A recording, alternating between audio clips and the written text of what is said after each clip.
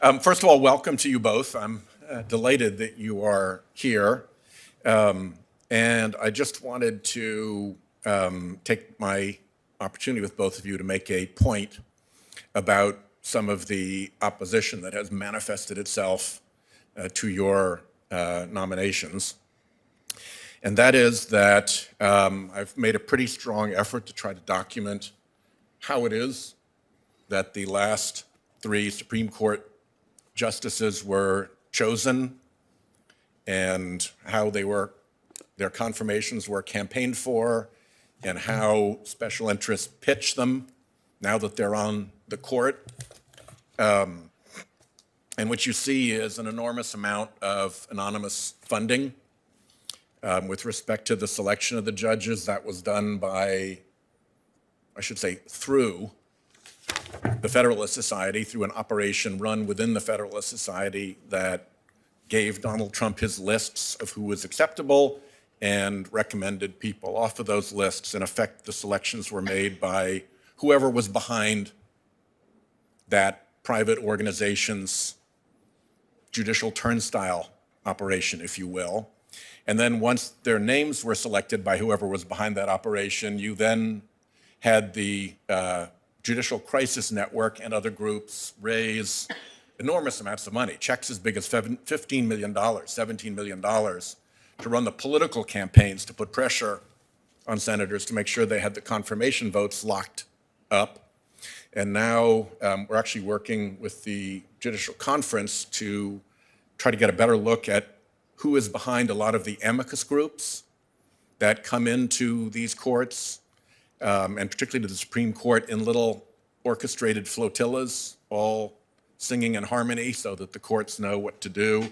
And very often those are also anonymously funded, and there's every reason to believe that it's the same interests behind the anonymous funding of the Federalist Society's selection turnstile and the Judicial Crisis Network's confirmation campaigns and these amici curiae front groups.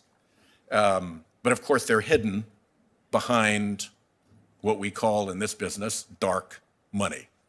Big contributions that are unidentified. You don't know who the real donor is. It's been laundered through Donors Trust. It's been laundered through a 501c4. It's been laundered through a shell corporation. There are different ways to strip the identity off of the money.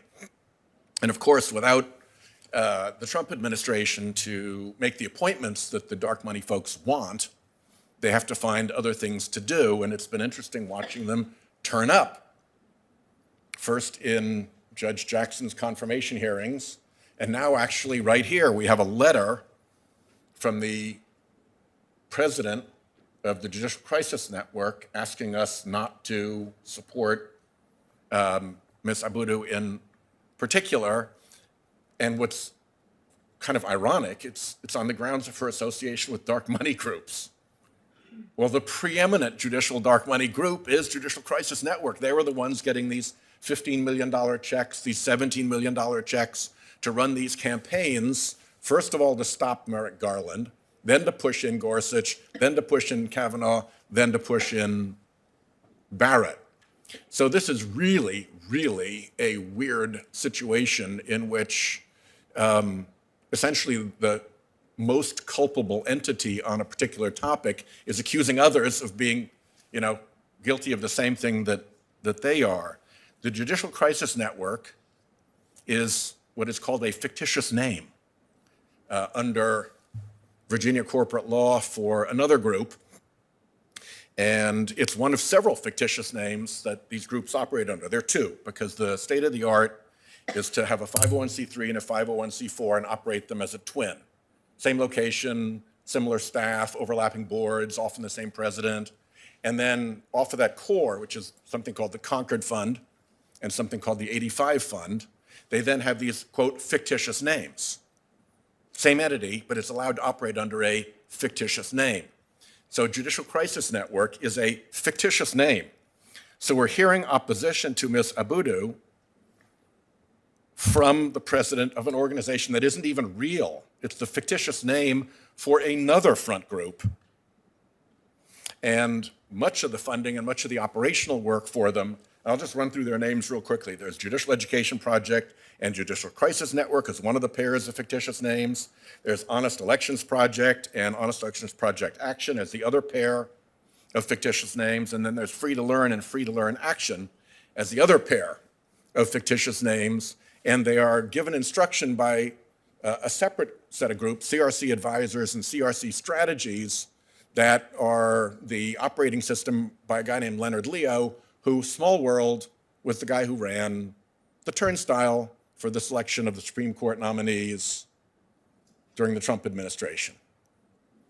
So the idea that this dark money network that has invested itself so much in picking this court, which now can be fairly described as the court that dark money built, is now critiquing Ms. Abudu for associations with dark money.